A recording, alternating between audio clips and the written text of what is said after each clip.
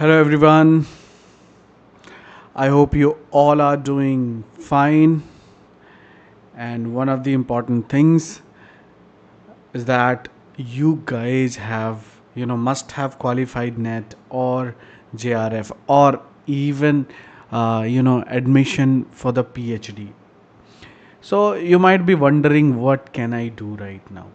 Right. And whoever cleared net, good for them. Now they can just move forward, and if they want to prepare for JRF, they can again appear one more time, and this time you will definitely get JRF. And whoever have got JRF, then they can move forward with their research, or they can do, if they have already PhD, they can apply for lectureship anywhere, right? But that's the other thing. But here our focus is, because most of the people know, they have cleared uh, PhD only, right? PhD for the admission for the PhD. And now you have one good opportunity that you can also, in one side you can prepare for JRF, and the other, and no, JRF in fact for the net, and along with that you can also apply for PhD, right? So you can, along, on the way, you can even complete your PhD, the net, and everything will kind of, fall in places, right? And that's very important stuff. So anyway, you guys all are here already, so you can just say hi in the chat box, and then we'll begin. How many of you are there? Right. Anyway, I can see there are few people already here, and I just would like to know who else are there.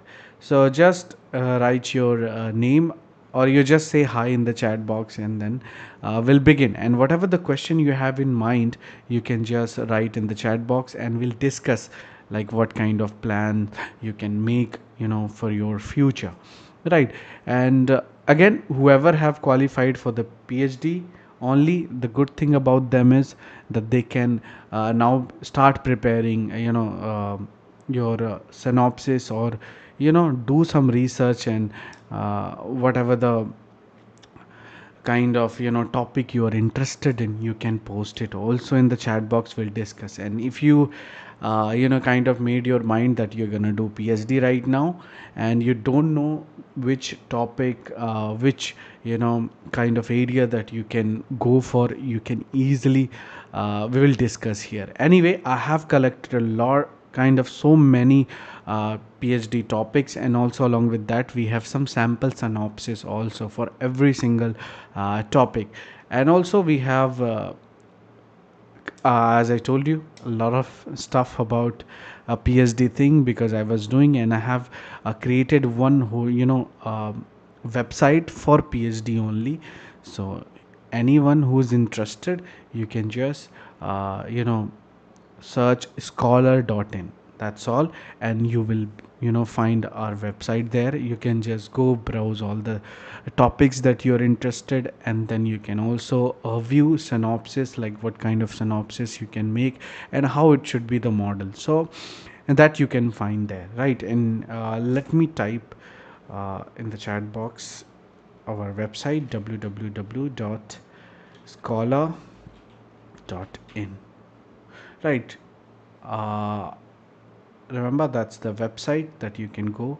And also, if you wanna get one-on-one consultation on PhD, on your topic, or if you wanna prepare for synopsis, you can easily get free first consultants, first booking you can get free, and then later you can if you want to move forward, you can take more uh, appointments. So you just go and look at there, and you will find a lot of stuff. That also we have kind of created a AI tool for you to discover the topic that you're interested in. Anyway, I didn't get anyone's reply in the chat box. Then how will I know that who else are interested in research? So anyway, anything related to net, and especially your PhD and the topic, you can post in the chat box, right? So, and one of the important things, that many of you have qualified, and I am kind of very overwhelmed to see that many of you have qualified from our book only, that cracking NTA net, and that book really helped a lot of people, and I'm kind of very happy for you all. And remember, if you haven't seen the book, you can also get some samples from me and see what kind of book is there. And again, today our topic is on romantic age. We have already discussed Wordsworth, a lot of his stuff about him. And as while I was preparing this note, what happened, no? There are staggering number of questions from romantic period in past 5 to 6 years. They have asked around 100 questions on romantic period alone, and this is a lot of questions. And I'm telling you, you will definitely get 20, 10 questions you know from romantic period. And a major the chunk of the question you will get from Wordsworth and Coleridge, also Shelley and Keats. You're gonna get a lot of question. And the good thing is that I have collected all 100 questions from romantic period.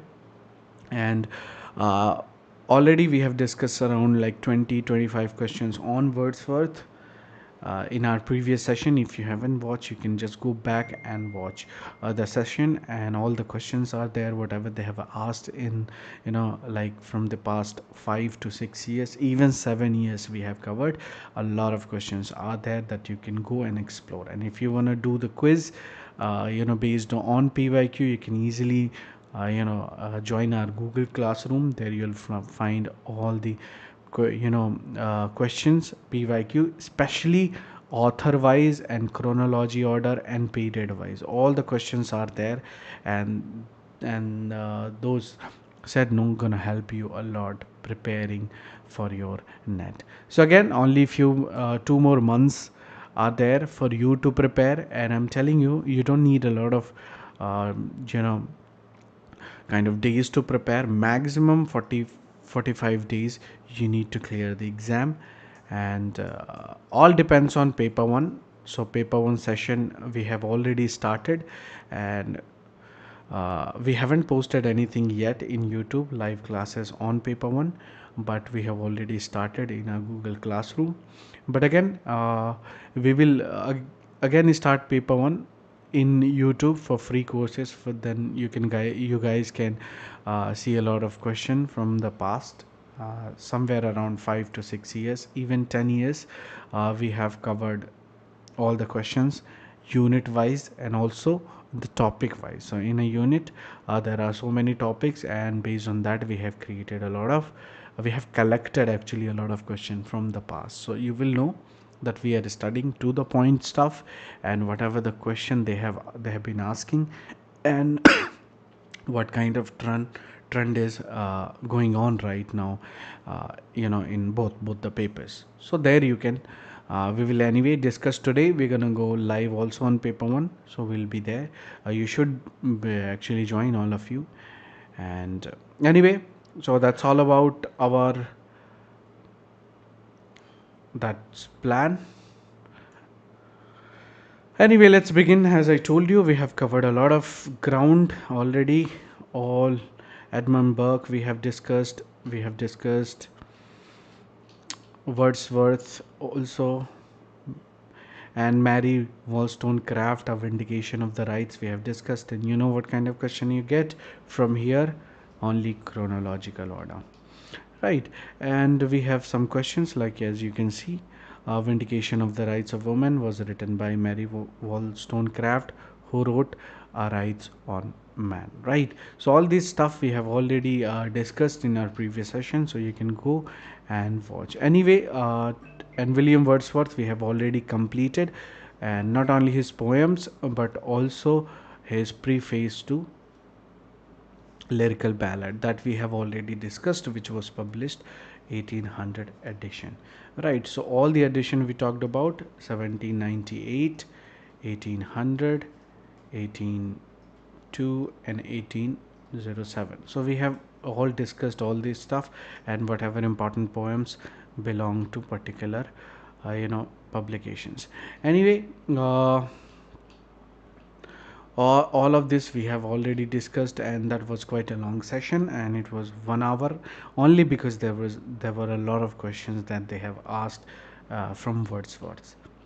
Right, so okay, so today we're gonna talk about St. Coleridge, and we have also like some important stuff that they ask in your exam, like London is not only by Samuel Johnson but also by Wordsworth and William Blake, and there is also one novel called London by Edward Rutherford. So this is kind of notes we have, and along with that we have so many mnemonic codes to remember, especially the chronological order. Right, so let's scroll all in one go again.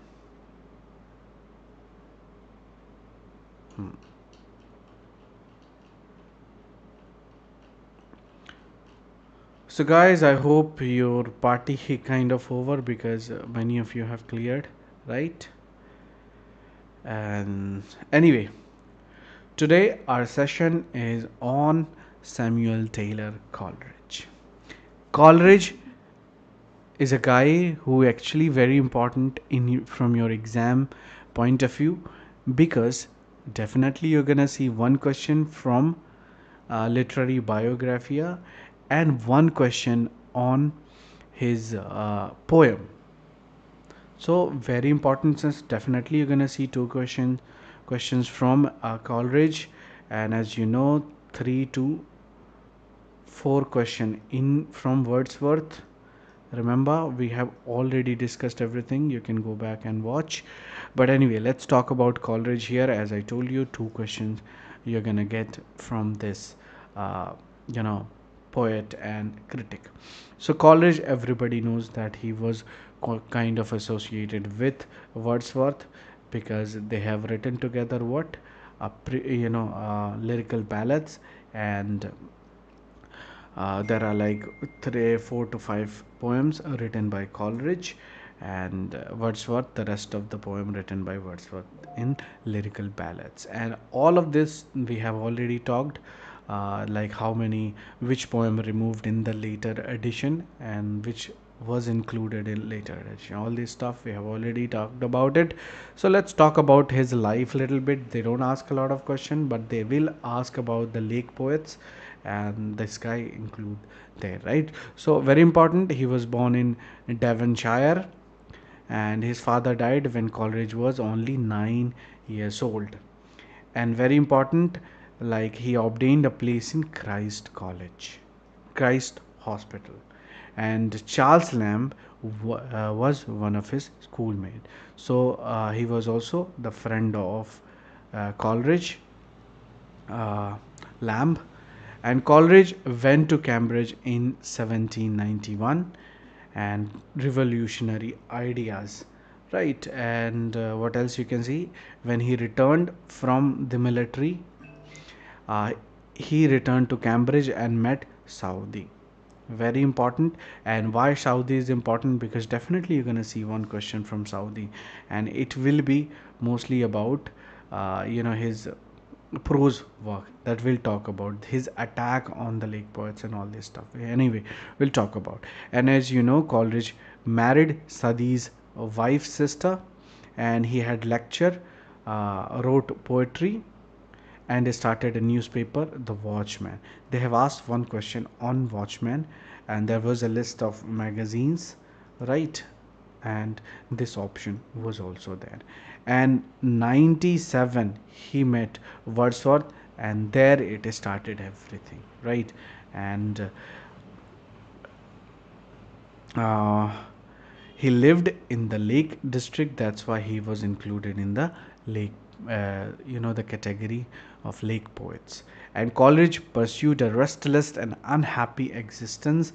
Anyway, not very important, but remember, his decline was caused by opium taking. So, can you tell me who else have taken opium? Who other? Anyway, everybody knows De Quincey is there, but can you just mention other, that who has also kind of addicted to opium? And you will definitely know, name starts with K, right? He was not addicted, but he was taking it to relieve the pain from tuberculosis. So who was kind of affected with tuberculosis? You can write in the chat box quickly. But anyway, let's talk about you know not kind of significant for you here. What is significant is the poems and the list of work that he has done. So as I told you, you only get question from literary biographia, and one question from his poetry part, right? Anyway, let's move.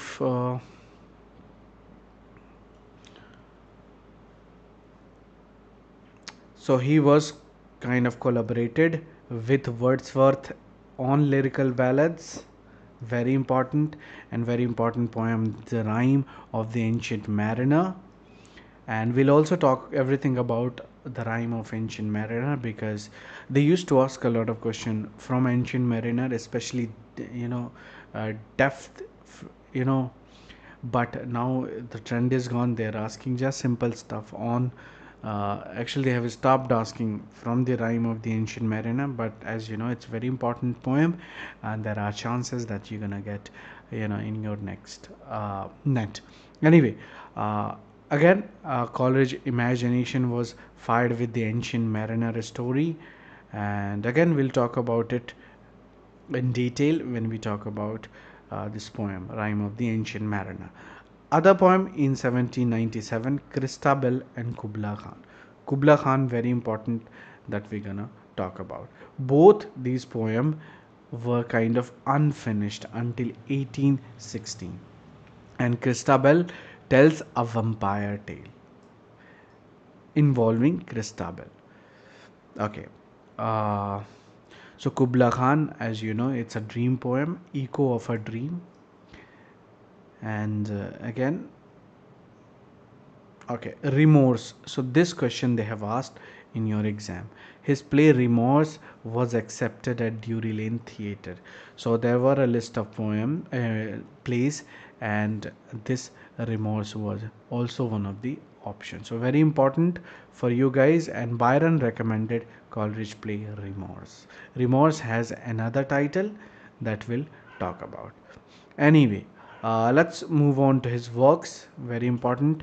We're gonna talk about the what, talk about the friend. Osorio, the same is as I told you, what remorse, right? The other name. And biographia literaria, definitely one question, especially on imagination, right? That we'll talk about. On the constitution of the church and state, they have asked question on it. It was just, in one of the options, not direct question on this particular work. And table talk, that's all we're gonna talk about. And also his poems Christabel, Dejection, Frost at Midnight, Kubla Khan, and the Rime of the Ancient Mariner. Let's start with the Rime of the Ancient Mariner. Very important for you guys. And what is important, that it was published in the lyrical ballads, and you know the date, right? And preface was published in 1800. Okay, it is the longest poem. One of the important thing, you should know the date. And revised version was published in 1817. And this actually starts the moment what British romantic literature, right? And we have the kind of preface that describes everything in preface to lyrical ballad, that we have already discussed, like the poetry spontaneous overflow of emotion, and collected in tranquility, all these things, right? And the poem recounts what sailors long sea voyage. Very important, because as you know, it's a long poem, and we have kind of covered every single stuff through small points. And all these you see in the bold, highlighted, they are very important only because that kind of actually fix your kind of uh, combine the plot. So these highlights are very important that you should know. So the mariner, it begins with a mariner. He stops at a wedding guest to tell his story. So that's the opening stuff that you should know, right? And then what happened, that wedding guest reaction shift from impatient to fascination. And if Coleridge uses personification and repetition, as you know, three men walk to a wedding, one is detained. The wedding guest, remember, is transfixed by the mariner's glittering eyes, and the mariner recalls the sailing from his native harbor. So this is the whole opening scene is happening, right? So the voyage, the mariner's voyage encounters what happened? A storm and icy water. They meet what? An albatross, which bring usually a good luck. But this mariner shoots that albatross down and killed. And what happened with, he actually put his stuff on his neck, the other things too, just see that this guy is on, a kind of culprit who killed the albatross. Anyway, we'll talk about.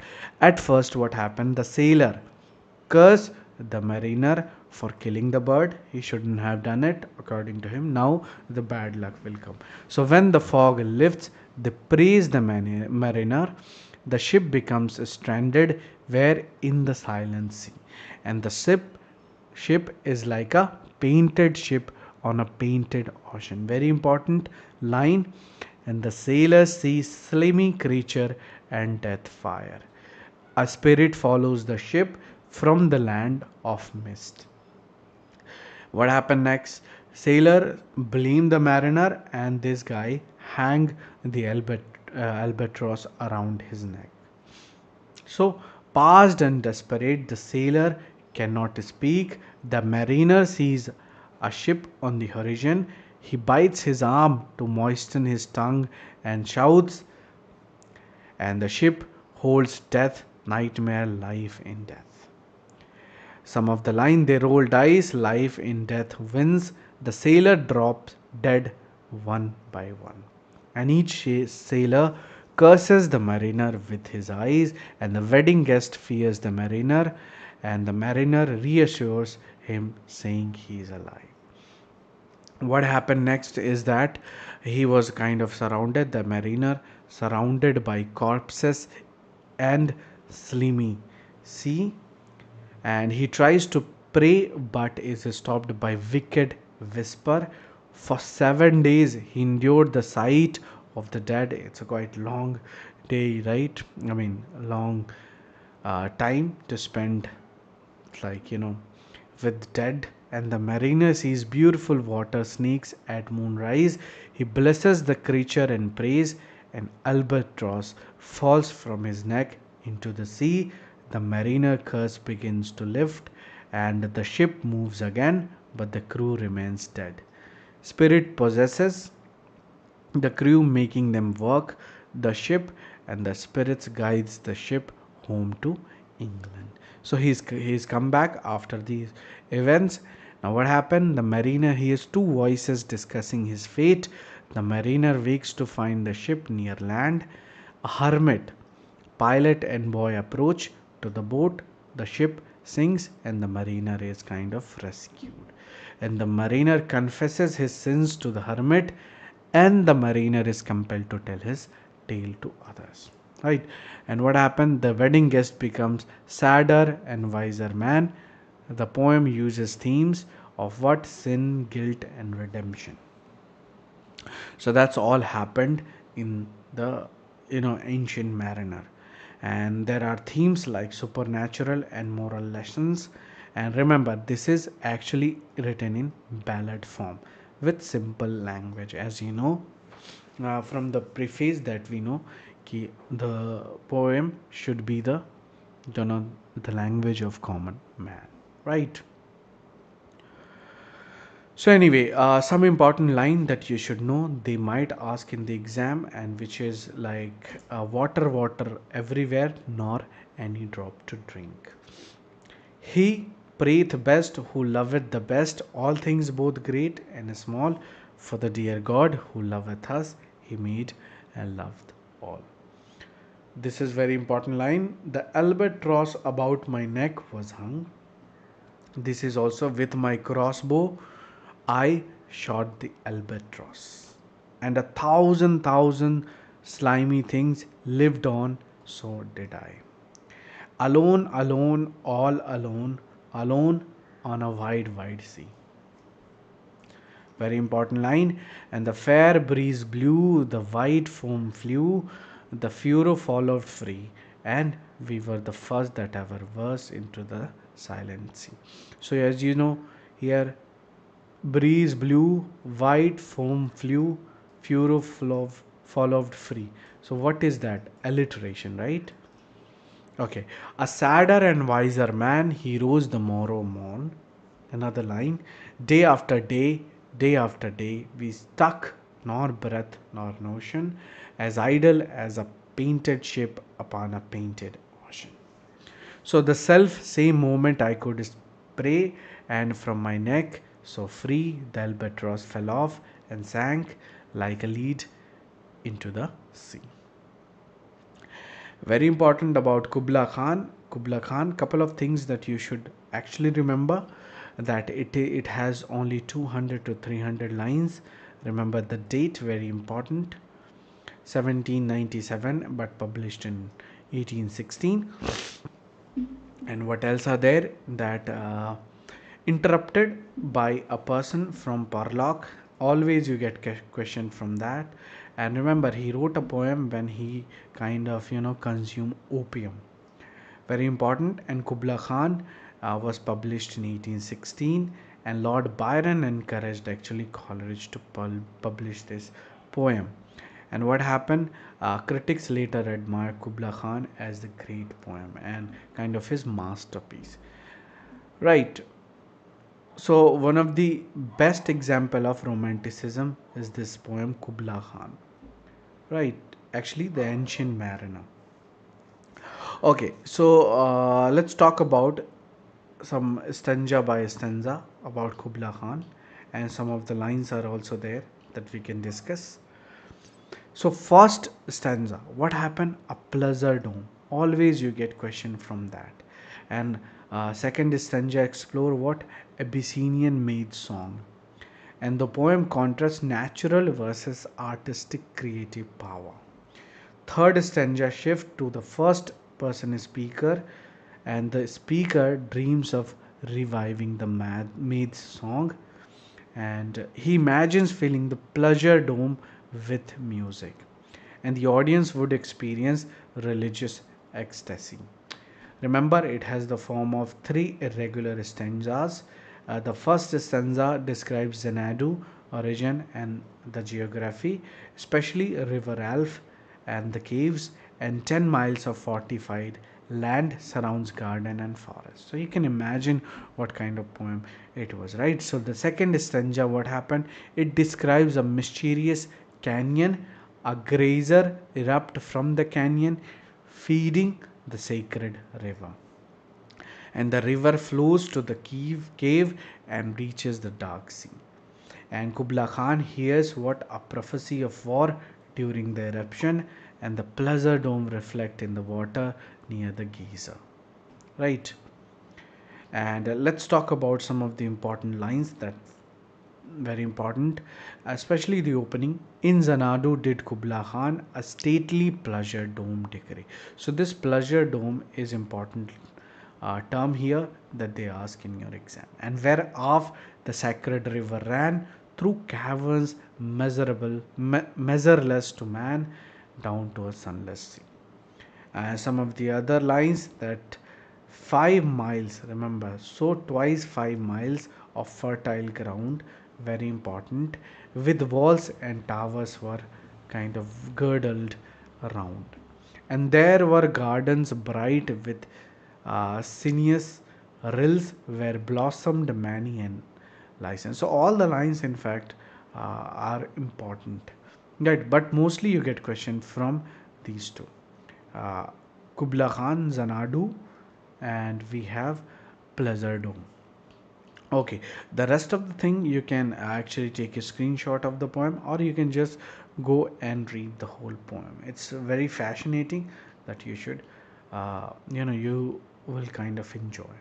So next poem is Christabel. It's a long narrative ballad. Remember, narrative ballad. As I know, it is all about kind of uh, ballad, and remember, it has written in two parts. One was published in 1797, and the next was 1800.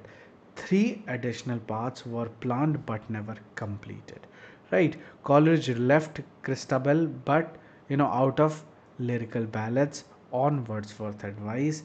Exclusion and incomplete made Coleridge doubt his poetic power. And Christabel was published in 1816 with Kubla Khan. So these two poems were published together, and along with that, The Pains of Sleep. And the poem uses uh, accentual metric system with 4 accent per line. And Christabel, and in the poem, what happened? Christabel encounters a stranger, Geraldine, in the woods, and Geraldine what claimed she was abducted by rough men, and Christabel pities Geraldine and takes her home. Supernatural signs suggest Geraldine is not what she seems, and they spend the night together with ominous revelation. And what happened? Geraldine reveals a terrible mark, but its nature is undefined. Christabel's father, Sir Leoline, becomes enthralled with Geraldine, and he orders a grand procession to celebrate her rescue. Anyway, this was all about the poem. What important and what kind of question you will get is that Christabel is by Samuel Coleridge. It was published here, and remember, it has two parts. And one of the important thing is that this poem is published with Kubla Khan, right? And Osorio, another the play, they have asked question on that, so very important that they might ask again. So they are turning kind of some minor work. So as you know, it's a tragedy in a blank verse, very important, and it ran 20 nights at Drury Lane Theatre. Okay, next is Biographia Literaria that we're gonna discuss in our with session. It will be in romantic criticism. So we're gonna kind of leave it here. Criticism part, so that you should go and will go live tonight itself on romantic period, and we'll discuss Biographia Literaria along with that preface, right? So these two will discuss about it there. A lot of thing because they have asked question based on that mostly. So a question also, let's discuss the question, and criticism part we're gonna discuss tonight. So we'll have a separate session, right? So who among the following use untranslatableness in his work? Remember, it's a very recent question that cancelled exam, I guess. This question is that, and it was St. Coleridge in Biographia Literaria. And what he said, the infallible test of blameless style, its untranslatability into other words of the same language without damage to its meaning. And the collected poems of Uvier Winters, very important, Biographia Literaria. As mentioned in the first, my first acquaintance with the poets, by Hazlitt, described as the only person I ever knew who answered the idea of man of genius, and it was Coleridge. He said about who? Coleridge. Very important. Right, and this kind of question you get mostly indirectly. So, match the following, easy to answer. See, I told you they have asked question, and that is about remorse, right? Uh, and the borderers, we have this, right? And St. Coleridge, our this Alfred Tennyson, mm, will be Queen Mary, I guess. Okay, let's check and confirm. The second is by Arthur Pinero. Strafford is Robert Browning. Osorio Samuel Taylor Coleridge, by Lord Tennyson, right? And the border easy, Wordsworth. Question number next again. Exemplastic is by our Samuel Taylor Coleridge, right? And Sweetness and Light by Matthew Arnold, easy to answer. Negative Capability, John Keats. Dissociation and Sensibility, T.S. Eliot, right?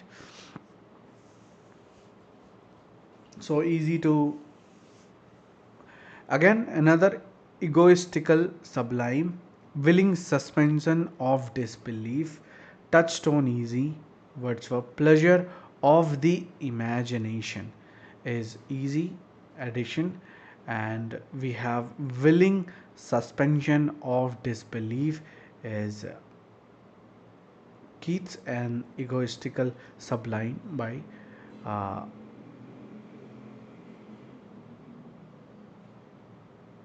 suspension disbel willing suspension of disbelief is actually by uh, our Coleridge in Biographia Literaria.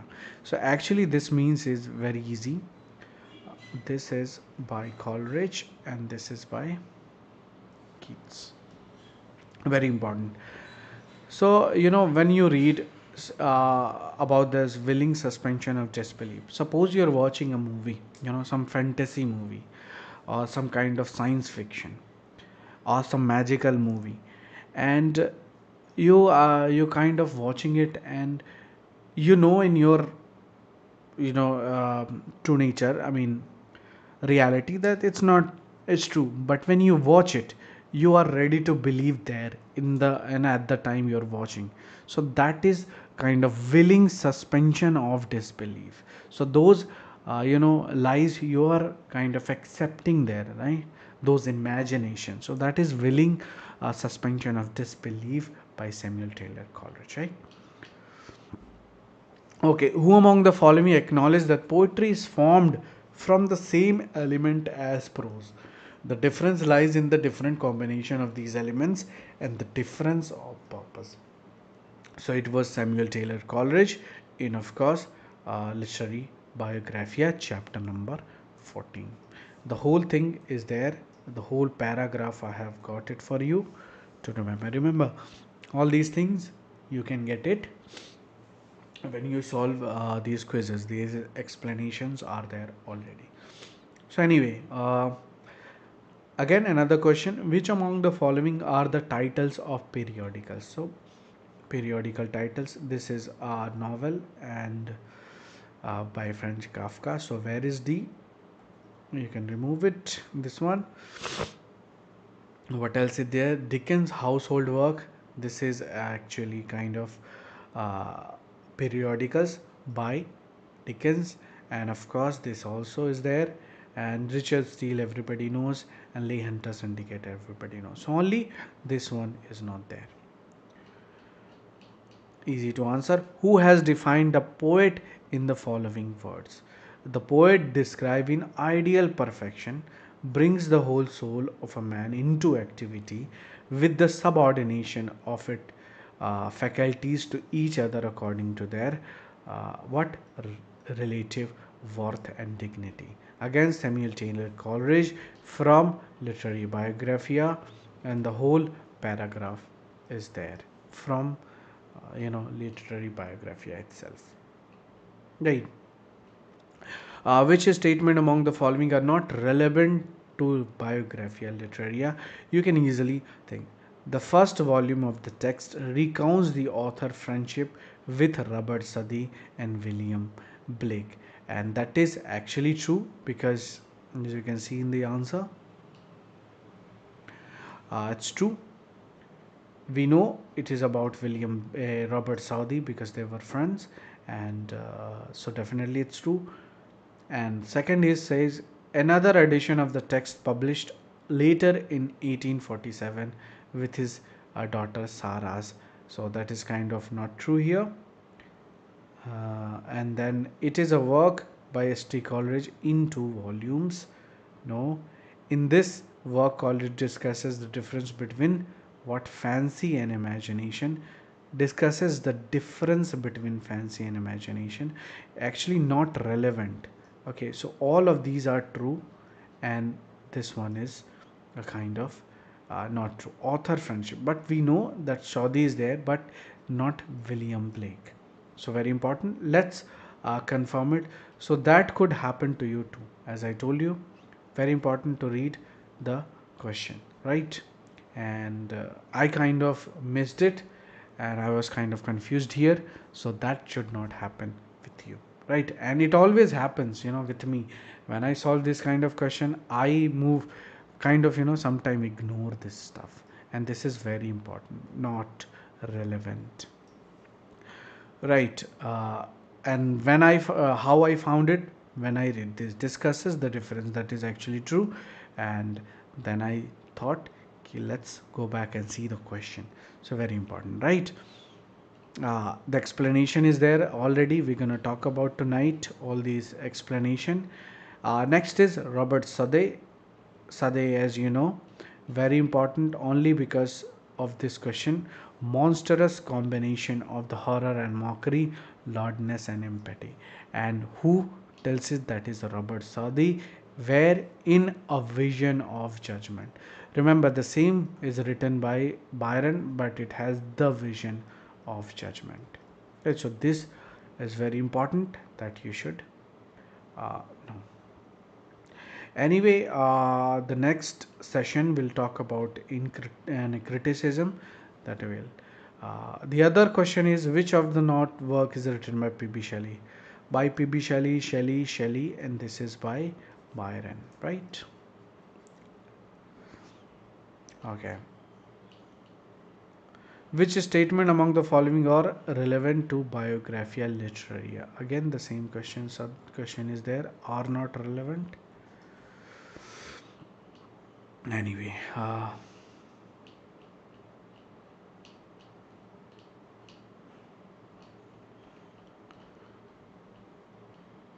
So in our next session, we're going to talk about Lord Byron.